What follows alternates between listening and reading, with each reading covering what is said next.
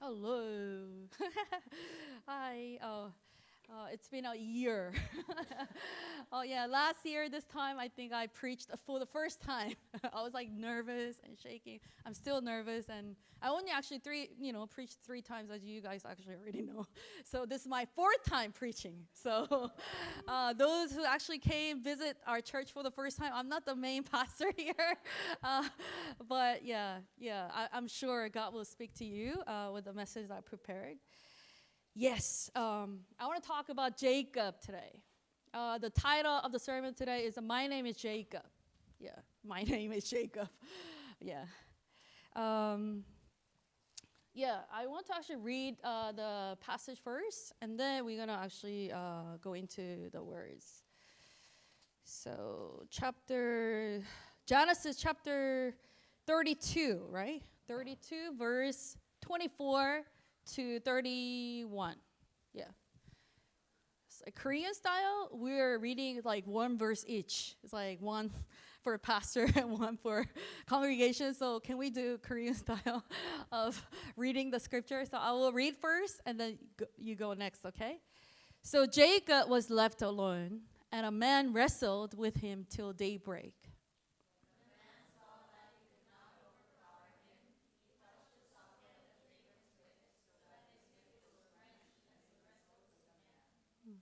And the man said, "Let me go, for it is daybreak." But Jacob replied, "I will not let you go unless you bless me."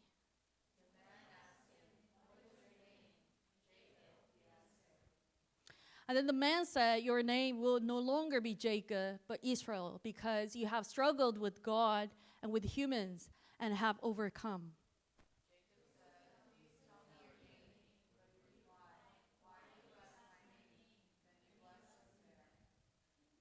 So Jacob called the place Peniel, saying, "It is because I saw God face to face, and yet my life was spared." Above, and he was limping because his hip. So this is, Jacob's wrestle with God. Yeah, wrestle with God. Yeah. So you already know, I'm sure you're very familiar with the stories, but I'm going to give you a little bit of background. I want to talk about Jacob's birth too. It's like Jacob up to this point, he was born as a twin, right? And then he actually grabbed the heel of his brother Esau. So his name was Jacob, meaning cheater, like deceiver, like who names his son like that? Cheater, deceiver. But his name was Jacob, But then he just like his name represent, he actually deceived his brother when Esau actually came from his brother was like very manly man, likes hunter, skillful hunter, but he's very quiet and reserved and like spending time at home, he's that kind of boy. But then when his brother actually came from the hunt game, the killing the animals, he was very tired and exhausted. He was hungry, right? So like, hungry that moment is like, what kind of brother actually suggests the other brother to actually sell the birthright? You know what I'm saying? It's like, but then Jacob was like asking his brother the most hungry time, you sell me your birthright. Meaning that Jacob, ever since he was young, he was keep thinking about that birthright somehow. It's like this is a boy. He's not really like nobody, but he was keep thinking about what's the birthright. And somehow, like in Korea, there is a saying like you were born with a silver spoon. It's like 금수저, right? And then we call ourselves dirt. We're born with a dirt spoon, like, and then we're like 흙수저, right? But then Jacob was like kind of 흙수저. Born with the dirt spoons. Like he didn't like his birth, second brother. But then back then, the society was like just praising the first son only, right? And then giving the birthright, meaning like you can have all kinds of privilege, even just because he was firstborn, right? But then he was thinking about that birthright all the time, right? The Jacob was like thinking like that. That's why when he had a chance, he just, asked his brother to actually sell the birthright. But in God's eyes, do you think that, it was legitimate, like kind of selling and like buying kind of like, do you think that you can actually buy the birthright? No, actually. According to God, like his mom was pregnant with 2 twins. These babies were fighting in the womb. So his mom actually asked God why these 2 babies are fighting. And then God said, 2 nations are fighting inside of you. And then the smaller one, so the bigger one will serve the smaller one. So his mom actually already got the blessing or a promise from God that she could actually believe that Jacob will be the blessing child. So he doesn't have to strive that much to actually earn that birthright. But somehow he was obsessed with the birthright, and then he asked. So that was like deceiving kind of act, right? And then later on, like he went on, like you know the story, right? Isaac was like kind of like almost like blind. He was old. He thought he's gonna die. So this is like direct representation of spiritual like incompetence. He was not dying. Actually, he actually lived a lot more. But then he actually thought he was gonna die. But all the family thought that, he's gonna die, right? And then Isaac actually asked Esau to actually give him the tasty food, so that for the last time he's gonna actually bless Esau, right? So. You know the story, right? But then Jacob, deceiver, again, deceiving his brother and his father even this time. So it's a bigger than the just deceiving, right? And then Isaac, Isaac was almost like blind, and then he asked, think about Isaac's life too. I mean, like Isaac actually received God's promise just like Isaac's wife actually knew that God's promise, right? But then somehow he forgot about God's blessing, how he's going to actually bless the second son, right? But he forgot. So he liked Esau because he liked the meat. I like meat, but it's like this kind of meat or other things, material things can actually blind you spiritually. So he wanted to actually bless Esau. And then he asked Esau to actually get the wild animal and cook for me so that I can bless you, right? But then mother actually heard that story and like, your father is going to actually do this and that. So you go, I'm going to actually make the food. So you go instead of Esau's place and you go actually get the blessing. So mother doesn't have to do that, but she does. And then, when Jacob's first response was like, what the first Jacob's response was? He didn't say that, Mom, how ungodly that is. You can't deceive your father. He should actually think like that, but he wasn't. You know what? What if I got caught? That was the first reaction. So Jacob was kind of like, from the beginning to up to getting the blessing part, he was a deceiver. He was a cheater.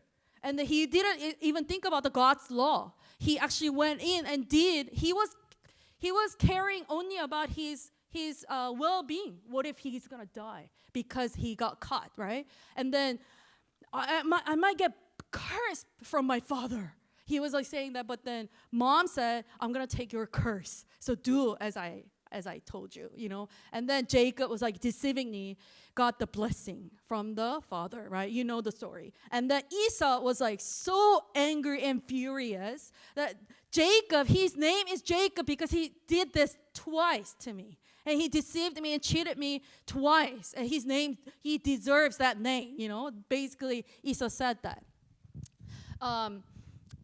And then the Jacob was like, and then mom thought that it's gonna actually take few days to actually cool down his anger. Few days. Mom thought that it's like usually when we are, there's a criminal and the victim. Usually, like criminal thinks that it's gonna just take 3 or 4 days to cool down this anger. But victim sides, no. It took like almost like 20 years, 14 years, more than 14 years to actually get to the right relationship with, his brother. So his mom thought that it's going to just take 3 or 4 days. I'm going to actually call you. So you go, flee to my brother's house, 라반의 집으로 가서 도망해라. So Jacob was like fleeing on that night, right? So that's basically Jacob's life, right? And then that day when he was fleeing, because of his brother fleeing, God actually met up at the Bethel, the place, and then God actually showed up to Jacob and said, I am the God of Abraham and Isaac, your father, your grandfather, and I'm going to be like, bless you. I'm going to be with you. I'm going to be all doing this exactly I actually told you to your forefather or your father or forefather. I'm going to do exact blessing to you, right? And Jacob was like, Jacob didn't ask for God back then and that night, but God showed up. And then Jacob was hearing God's promise, right? And then when we think about all that, we can just say to ourselves, like, if God showed up, Jacob should actually believe God, right? God showed up, right? But then Jacob actually didn't believe that. He was like saying something miraculous. Oh, this is a place of God. This is a place of God. He was like very shocked and experienced God's presence there. But right after that, he was asking God, like, God, if you protect me, if you feed me, if you clothe me, I'm actually starting this journey without nothing. I'm fleeing from my brother, but I'm actually going to Laban's place, right? I'm finding place. But if you're gonna be with me in this journey, then I'm gonna be. You are going to be my God finally. That's what he said. So even the encounter with God was not actually enough for him to really believe in God. You know what I'm saying? So that day, Jacob actually asked for food, protection, and clothing. That was his blessing, right? So somehow he was obsessed with birthright, but somehow he thought it was protection, food, and clothing maybe. So he asked for that blessing, right? And then he went to, the story, right? Laban's house, he was cheated. The cheater was cheated, right? So Laban actually cheated for Rachel. So he was supposed to actually give 7 years of contract working labor for Laban, but like he was cheated. So he actually ended up staying 14 years, right? So 14년을 더 일했어요. 그죠? 거기서. So I'm sorry. Korean. So cheater was cheated in the uncle's house, but God actually faithfully protected Jacob back then too. And then God saw that Jacob was unfairly treated in the place of Laban, and then God actually showed up in the dream of Jacob and like saying that you go back to the promised land. Go back to the place that I called you to. So Jacob actually started his journey. So this passage is like he started his journey back after 14 years of staying in Laban's the uncle's house, right? And he came to this night. And I'm gonna actually read chapter 32. It's not ready, but if you have the Bible, you can actually open it up. Genesis chapter 32. I know introduction is pretty long, but this. Yeah, I want you to actually go come journey with the night that Jacob was wrestling. I want to invite you, all of you, to that night together. That's why I'm actually giving you long introduction. But yeah, let's. If you have the Bible, you can actually read with me, chapter 32. Jacob also went on his way. The angels of God met him. When Jacob saw them, he said, "This is the camp of God." So he named the place Mahanaim. So basically, he got the message from God, right? That I have to go back, right? And then he started a journey, and then God's angel surrounded him in his journey, and he was protected by angel. So he was not alone, right? So, yeah, you can see that. And Jacob sent messengers ahead of him to his brother Esau. In the land of Seir, the country of Edom, he instructed them, this is what you are to say to my lord Esau. Your servant Jacob says, I have been staying with the Laban and have remained there till now. I have cattle and donkeys and sheep and goats and male and female servants. Now I am sending this message to my Lord that I may find favor in your eyes. So basically, Jacob is sending all this, right, with the instruction like this, all right? When the messengers returned to Jacob, so messenger actually went ahead and met Esau, right? And then saying all these things, right? So first possession, he kind of separated and then he sent it with the messengers, right? And then messengers came back and then saying that when the messenger returned to Jacob, they said, we went to your brother Esau and now he's coming to meet you. And 400 men are with him. Think about 400 men. So it's like Esau is not just coming with like 10 other people. He's coming with 400 people. But man, what do you think? It's like a soldier man, right? So it's like Jacob must be freaked out, right? In this moment. 400 men are with him. In great fear, I'm reading verse 7. In great fear and distress, Jacob divided the people who are with him into two groups. Again, he's doing something to take care of his life, right? He's dividing this group people, right, into two groups, and the flocks and herds and camels as well. He thought if Esau comes and attack one group, the group that is left may escape. So he divided two groups and sending one. If Esau, that 400 men, actually attacked this group, and one group, I'm going to flee. That was his decision, right? And then Jacob prayed. This is somewhat backward kind of, it's not man of God at all. You should have prayed before even doing that, right? But then he did everything because he was a schemer. He was a deceiver. He was a cheater. He was doing what he could do, right? And then he prayed, right? So let's read the prayer. Oh God of my father Abraham and God of my father Isaac. Can you see this? Can you see this? Oh God of my father Abraham. Oh God of my father Isaac. God is not Jacob's God yet. Jacob doesn't call God, oh my God, my Lord. He doesn't actually call out that. But God of my father Abraham, God of my father Isaac, God. You know what I'm saying? It's like in your Christian life, you might actually sit in this church, but you don't think, last week's sermon was Abba Father, right? That was really, really good sermon. Because, the whole semester I actually learned last semester was at the end of the semester, I learned, wow, the people of God at the end, within the Holy Spirit is dwelling in them and call Abba Father.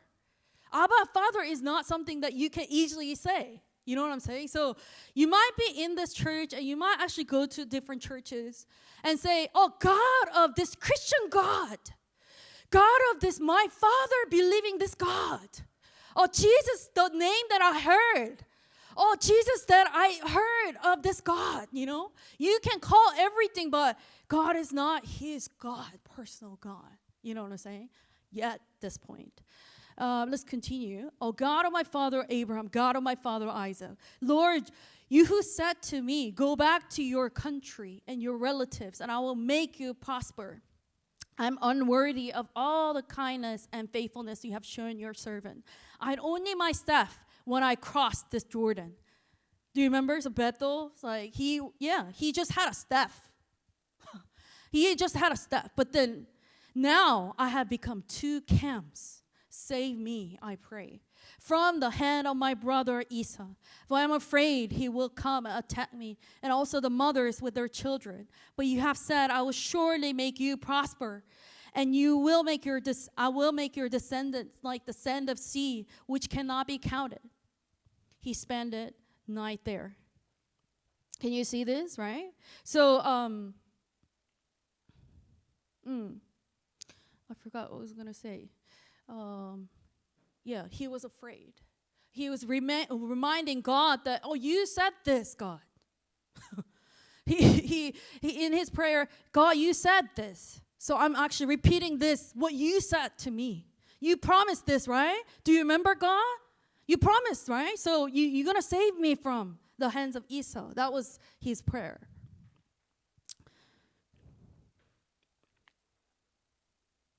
And then he spent the night there, and from what he had with him, he selected a gift for his brother Esau, 200 female goats. Just imagine, okay? 200 female goats. Man. And 20 male goats, 200 ox and 20 rams. Because I want to really go visit that night, what was going on in his mind. So that's why you have to hear the animal sound, like, oh man, oh Jacob, like, oh rah, rah, rah. You know, it's like crazy kind of camp, right? Yeah. And then 30 female camels, and with their young, and 40 cows, 10 bulls, and 20 female donkeys, and 10 male donkeys, and he put them in the care of his servants. Servants, plural. So he has a lot of servants. He was like working like a servant, but he had a servants, right? And they each herd by itself, and said to his servants, go ahead of me and keep some space between the herds. That's his scheming again, right? His plan. 계획 세우는 사람, right? He instructed the one in the lead, when my brother Esau meets you and asks, who do you belong to? And where you are going, and who owns all these animals in front of you, then you are to say, they belong to your servant Jacob. They are a gift sent to my lord Esau. He's coming behind us. He also instructed the second and third and all the others who follow the herds. So he kind of divided all these groups and like instructing, like, what a schemer, what a planner, right? He was scared, and he could actually think about all this. And then he also instructed, right? And then be sure to say, your servant Jacob is coming behind us. It's like he's giving the heads up, like, Jacob is coming, right? For he thought, I will pacify him. That was Jacob's mind. I will pacify him. 달래주는 거. 내가 형을 잘 달래서 I will pacify him with these gifts. 이 선물 줘가지고 마음을 녹여서 melt his heart, right? I'm sending on ahead. Later, when I see him, perhaps he will receive me. So this 14 years of time, he was pushing it off. He was fleeing from Esau. But he probably had a fear a couple of days, right? Oh, Esau was angry, right? But then after a week, a year, mom doesn't actually call me. Mom doesn't send anybody to call me. And I'm working. Where's mom's sermon? Because like mom said, you know what? You go to my uncle, my brother's house. I'm going to send some people to get you. But where is that servants? Where is that mom's news, right? But mom actually died without seeing his son ever. So that was their plan. God, you don't have to earn God's favor to all this. You can think that, this is a rational decision to get something from God, but no. God already promised, and he's going to do it.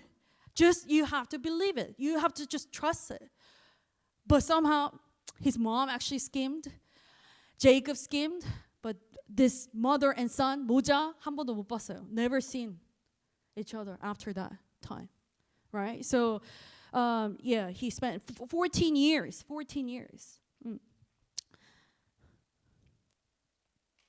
And then, verse 21, Jacob's gifts went on ahead of him, but he himself spent the night in the camp. That was the introduction of today's passage. So I'm going to start today's passage now, okay? Don't be disappointed. It's going to be good, okay? You already spent 30 minutes to build this introduction. Yes, I did. I'm sorry, but I did. So he is coming, he is at that night. So I'm wrapping this introduction again. Wrapping this introduction again. So did he receive what he asked? Yes. Did he get protection from God? Yes. Did he ask for food? Yes. Did he was he fed? Yes. Was he clothed? Yes. So he asked 3 things before he actually went on this journey. But God actually fed him, right? But yet, he is not.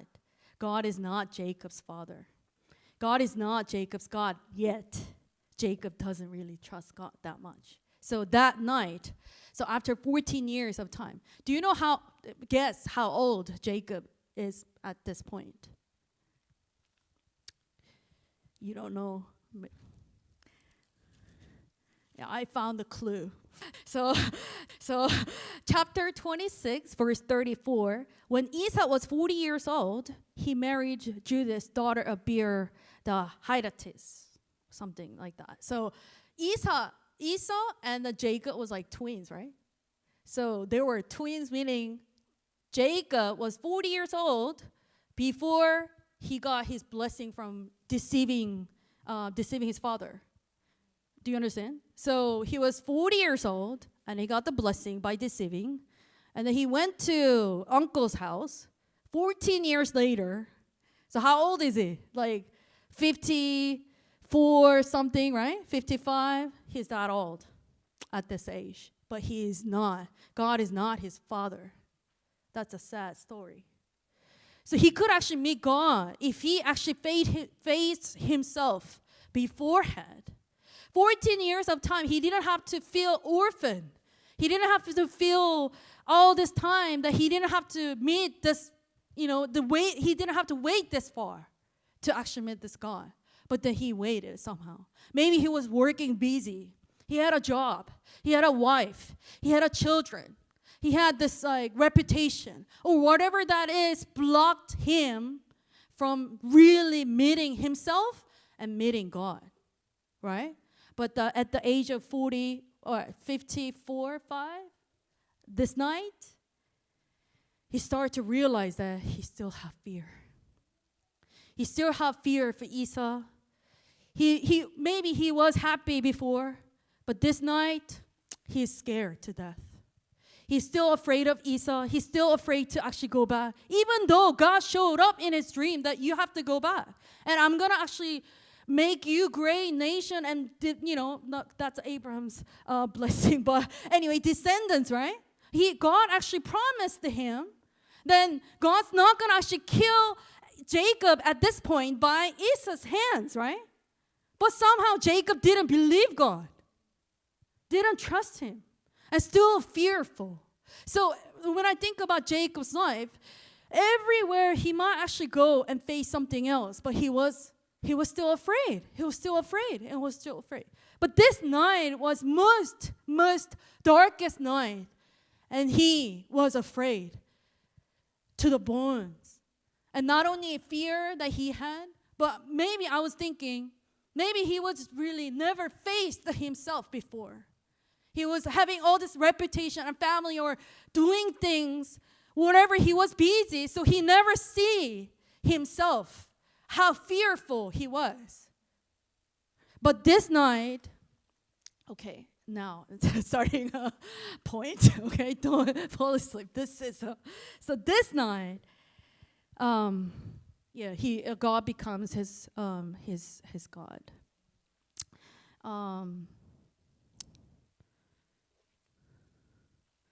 Yeah.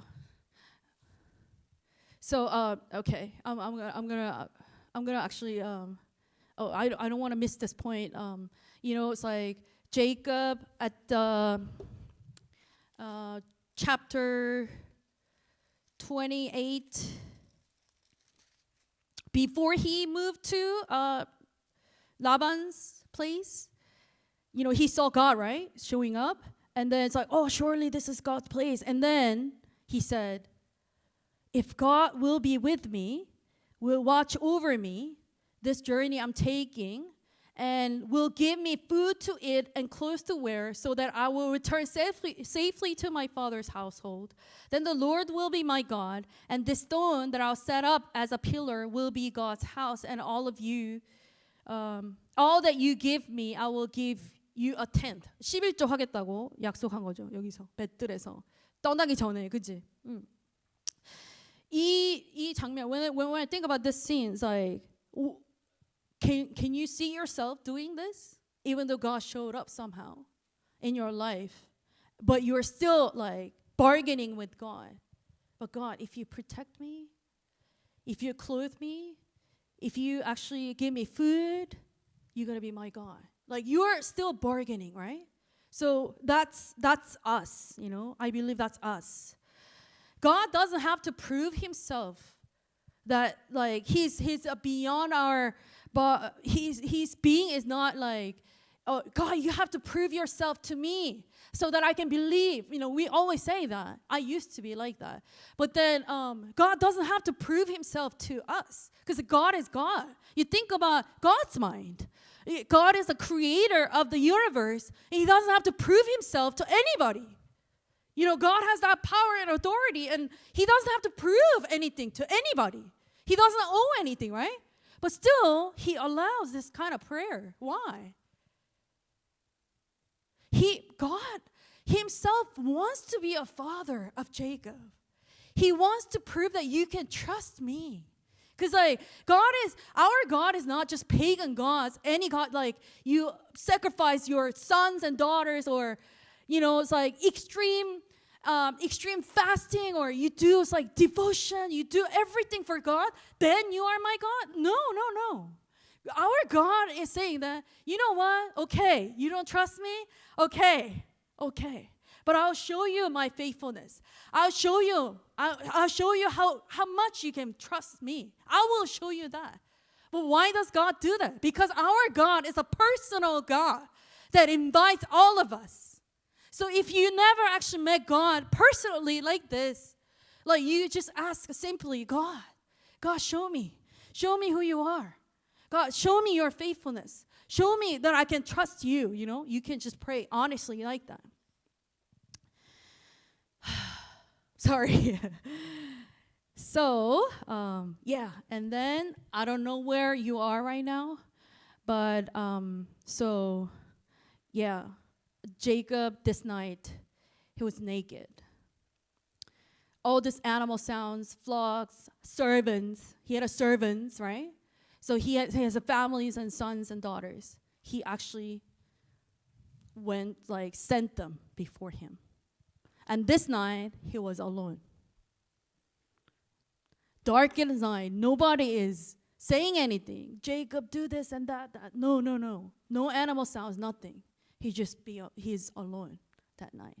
So I'm saying, can you actually show the verse 24? My first point is that Jacob was left alone. Jacob was left alone. 야곱이 혼자 밤에 남았다. So this is the beginning point. So you have to be alone by yourself, without your title, without your father, mother, sister, brother, whatever that makes you who you are. Get rid of all that. It's like you have the title in the workplace, get rid of all that. You have all kinds of things in your life. Get rid of all that. And you should be naked and see yourself. It's like true to yourself. Who are you? Who are you? So sometimes, those people who say that, oh, you know what? I don't be honest with people, but I'm honest with God. So don't worry about me, But those people who are not honest with other people, they cannot be honest with other people. They cannot be honest with God either. Those people who are actually in the church for a long time, they might say, they know what to say, how to pray. So it's like they've learned all the things and they know, it's like, oh, when I worship God, it's like I can raise my hands. I can pray this kind of prayer. It's like they probably have some kind of idea how to actually act and talk.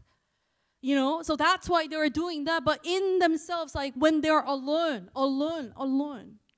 darkest night, when you have to face yourself alone, when nobody's there, your wife is gone, your children is gone, your servant is gone, your title is gone, everything is gone. And then night, if you're scared, you're fear, and you can see yourself naked, and you're still in fear of Esau, then that's who you are. You have to face that. Without this facing yourself, 자기 직면 없이, without this facing yourself, you can't really make God. You can't really make God. We can't deceive God. You know what I'm saying? So you have to really be naked, left alone, just like Jacob. Okay, so that was my first point. So whether you like yourself or not, you think that you're miserable or not. Well, sometimes I feel like, you know, when I look at my life, like in the darkness night, if I have especially I have fight with my husband or something, you know, then there's no husband. There's no parents that I can lean on. There's no job. There's no money that I can lean on. There's nothing. Do I fear? Yes. So in my living room, in my closet, I cry out to God. God, I'm alone. I'm afraid. I'm in fear. I'm still in fear, God. You have to face yourself. That's the beginning of the faith journey, you know. 야곱이 홀로 남았습니다. Yeah, next verse is 24. And the second point, okay. Oh my God, really? Yet, second point? Yes. So, yet. My second point is that just because some psychologists saying that, or like people of God saying that, you have to face yourself, you have to see yourself, 자기 직면해야 된다고 하는 사람이 있다고 해서 you stop there, then that's curse. If you see yourself and then there's no God in this picture, you're doomed. Because you either are going to be like nihilism, 허무주의, or you're going to be like positivism.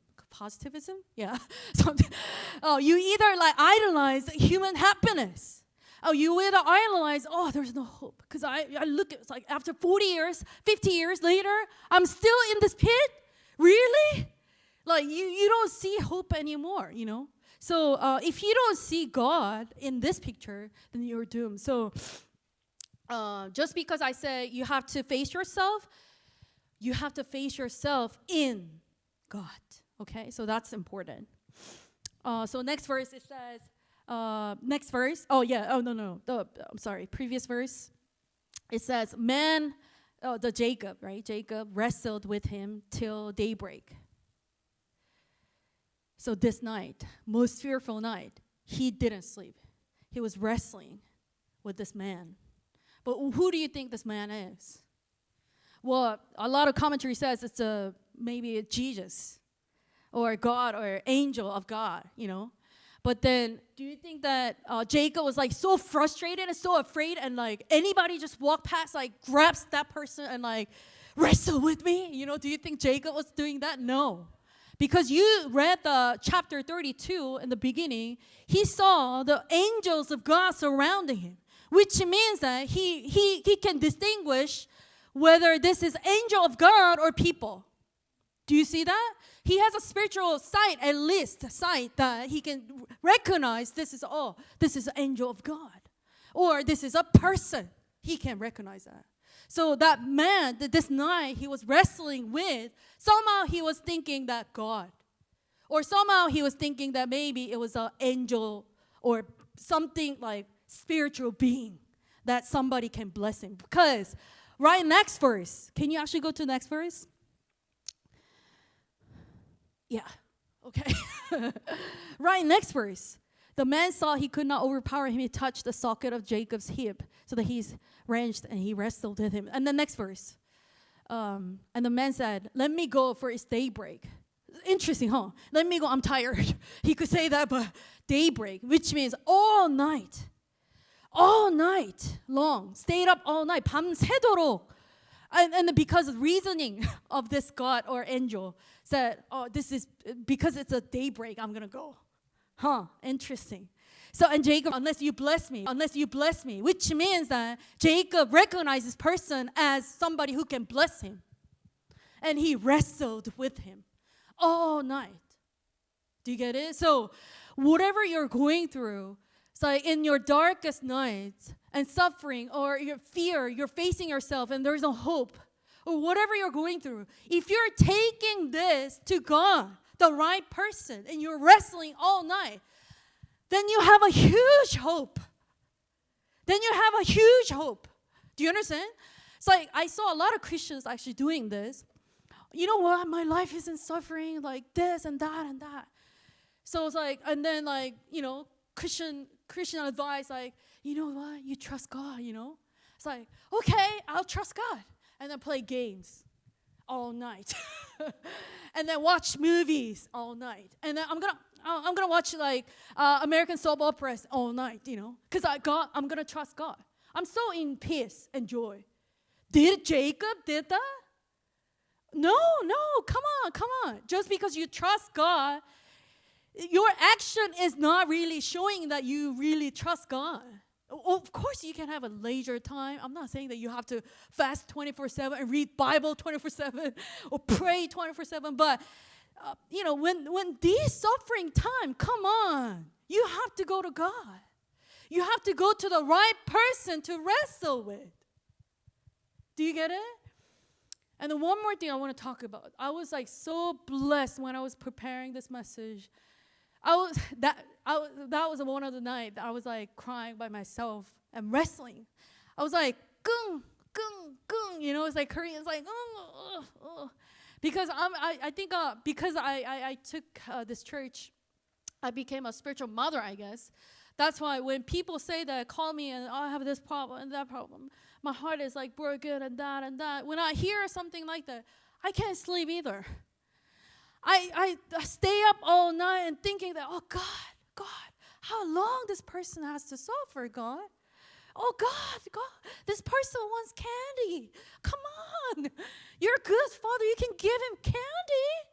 I cried out just like you guys do. And then when I was thinking like, oh my God, meditating these verses, Jacob, with his sinful heart or sinful nature, or fear, or he didn't trust God, or whatever the reason, he could actually wrestle all night. He was like, gung, gung, I'm afraid, overnight, right? But why God does that with him? Why God does that with him? Why?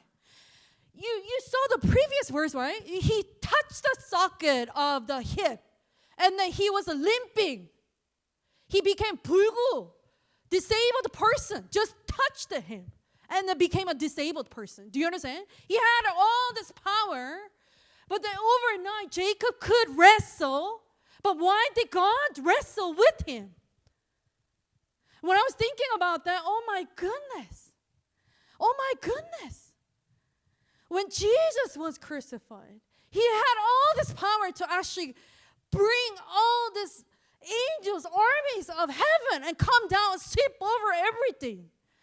When humans were rebellious and going against God and Trajan, 반역을 일으키는데 Jesus himself threw himself to the 반역, Trajan of the human being. Why did it do that? So overnight I was thinking, oh my God, why did you wrestle with him? Why did you wrestle with him? He could wrestle, yeah. He could have pain, yeah. He could have suffering, yeah. He's a human nature, yeah. Human being, yeah. He could do that. But why? God was wrestling with him all night. So don't think that when you are going through suffering and pain, like, God, this is 14 years of suffering, God. Can you actually take care of this suffering, God? This is 14 years old suffering, 20 years old suffering. I'm at the age of 54, 5. And don't think that God is ignorant in your suffering.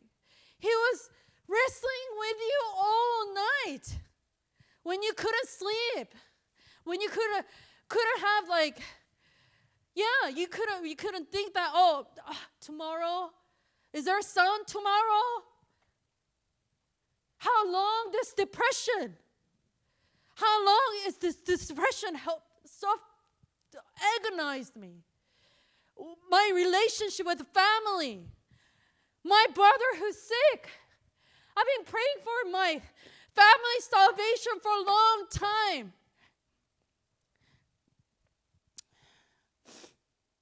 God is wrestling with you. Do you get it? All night when you're suffering, you can't go to bed, you can't sleep. He is suffering with you. He's wrestling. He was sweating all over. It's like jostle. Doing this and that, like, God. When, I pray a lot like this, like, God. Sometimes when I hear so many prayer requests, I like, God. But then somehow it works. Okay, that prayer, I didn't say a word, but that works because God knows. God's relational God.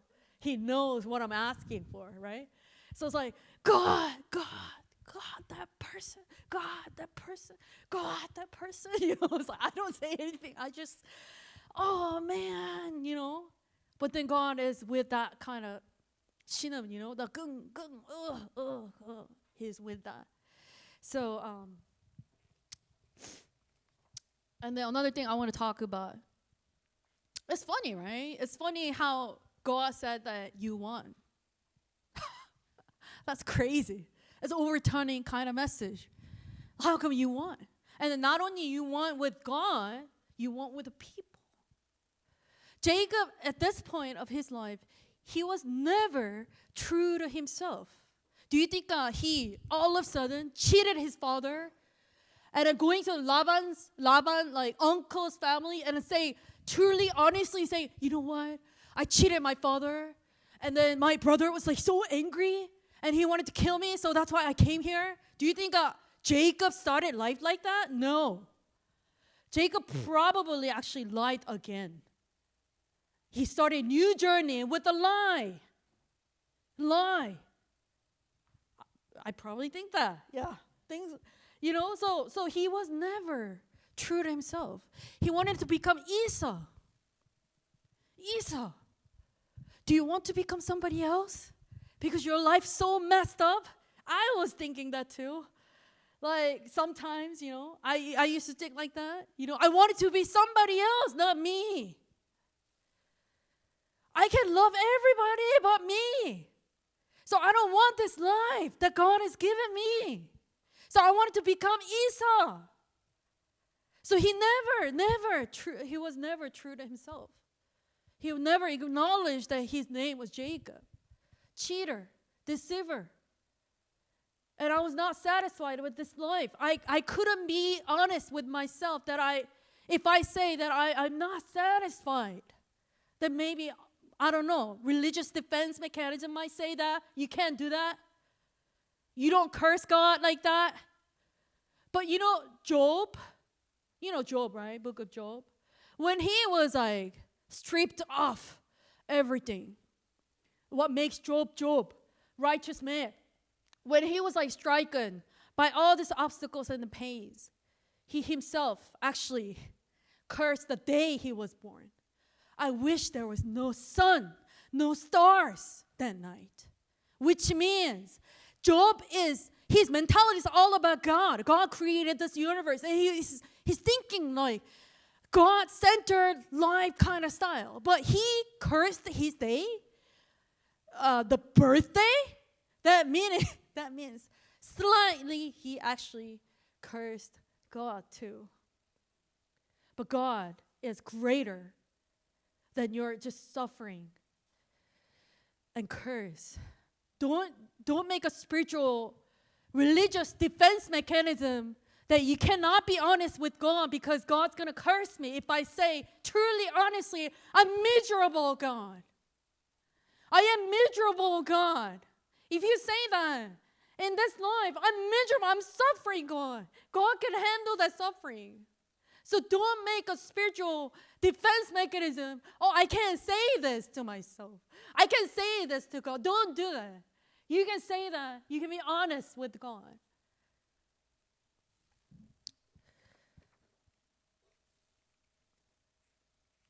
Oh, I'm sorry. I was like, it's like, I was thinking, God wrestling with Jacob was like, almost like I was thinking Jesus just throwing himself to the tragedy of the human being, right?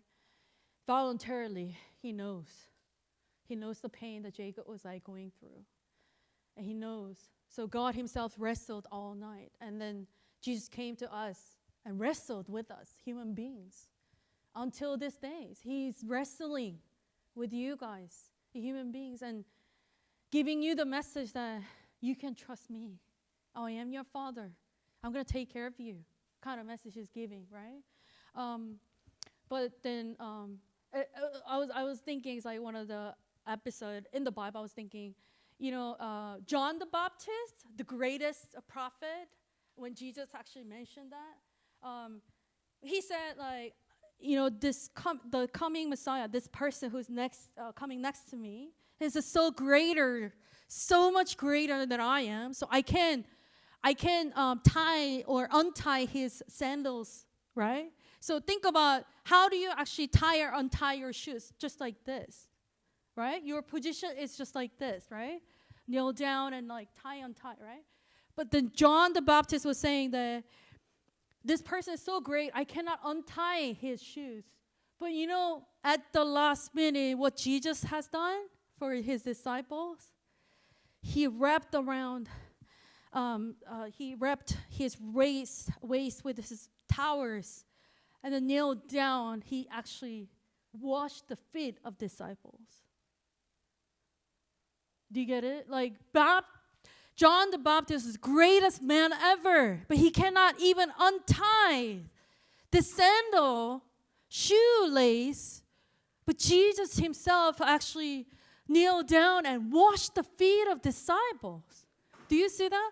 I thought that was a wrestling God that Jacob met that day. All night, stayed up.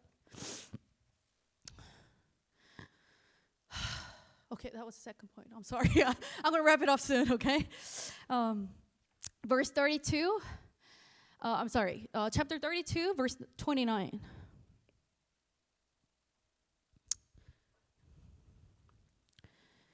Please tell me your name. He replied, why do you ask my name? Then he blessed him there. So, all the prayers you can request, you can do, like all kinds of prayers to God. But not every single prayer will be answered in the way that you want. Jacob wanted all night that, oh God, unless you bless me. What is the blessing, by the way, Jacob was thinking? Before he was like crossing the land, he probably thought that birthright was his blessing, right? Somehow birthright and its privilege is like a blessing. Maybe you probably look for your jobs or security in the workplace or family, marriage, or whatever that is, right? You're looking for that blessing. But this night, he faced himself. Even with all that, he was not satisfied. He was still in fear, right? So in this time, he was asking for blessing. What do you think it was? The real truth, real peace this time.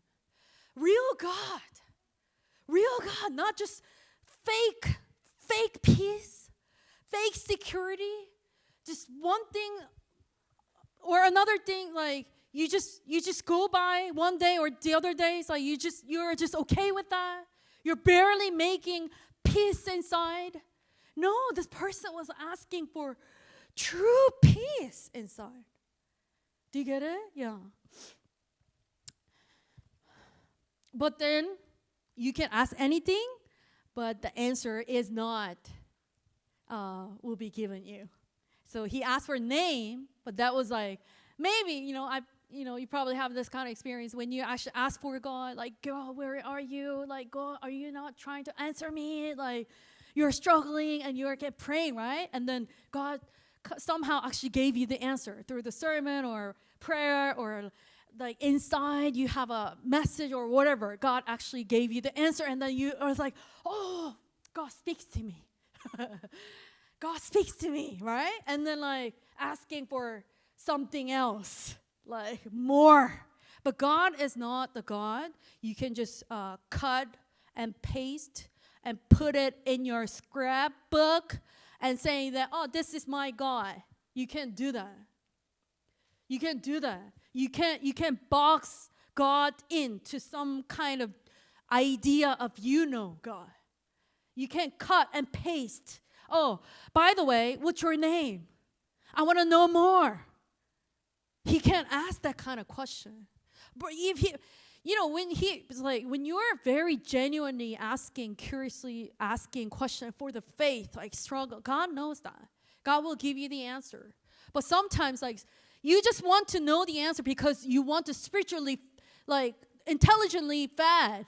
You want to be fed intelligently. That's why you want to know God, but you don't want to love God. You know what I'm saying? You just want to know God because, and then let me think. If I know this part, then I would think about my faith and I would choose whether I believe you or not. That's usually what we do. But we can choose. You know what I'm saying? It's like, if you want to know God, that means you want to have a relationship with God. You want to love Him more. That's why you want to know God more. Just because intellectually you're curious, I was like that too. So that's why I can be very, very confident in saying this, because some people might actually think like this. Because I was just curious. I was curious about this Bible verses. What about this and that and that? I was asking all these questions. But not to trust Him or not to just believe in Him. But I was just curious because I was growing up in the pastor's family. I was rebellion. It's like my father is like, oh, where are you from? I was asking, okay, well, good for those people who are born in Jesus' time. They could see Jesus doing this and that. So, oh man, good for them. I used to be like that. But then later on, I realized that even if I know, I see miracles and I get answers that I want, I realized that I probably wouldn't believe. Yeah. Seriously, you probably wouldn't believe. You think that, oh, this is going to make me believe. This is going to make me believe, right? I did all that. Come on. I did all that. But it didn't make me believe in God at all. And I was like asking another question. What about this, God? What about this? But yeah, so please tell me your name. Maybe it was not given, So just expect that when you go to God, like God will answer you. But he wanted the blessing, right? But He actually blessed him there, right?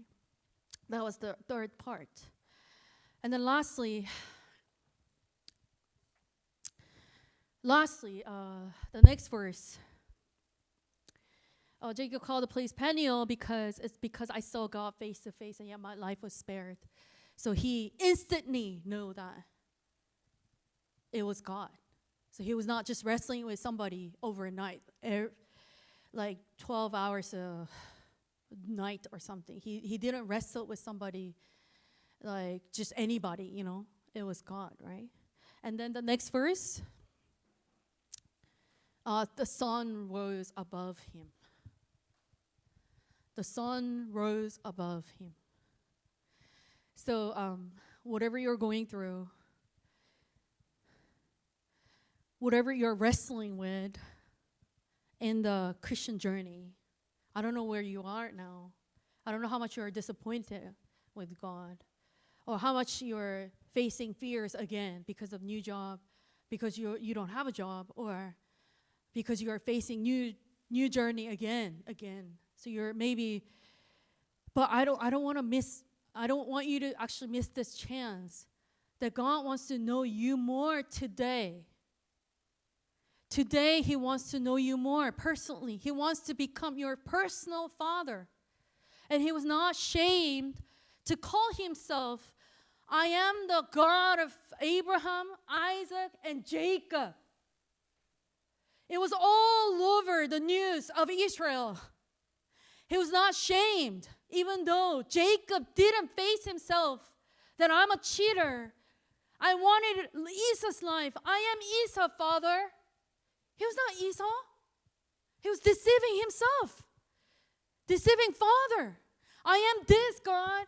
No, you're Jacob. But God is meeting Jacob as where he was.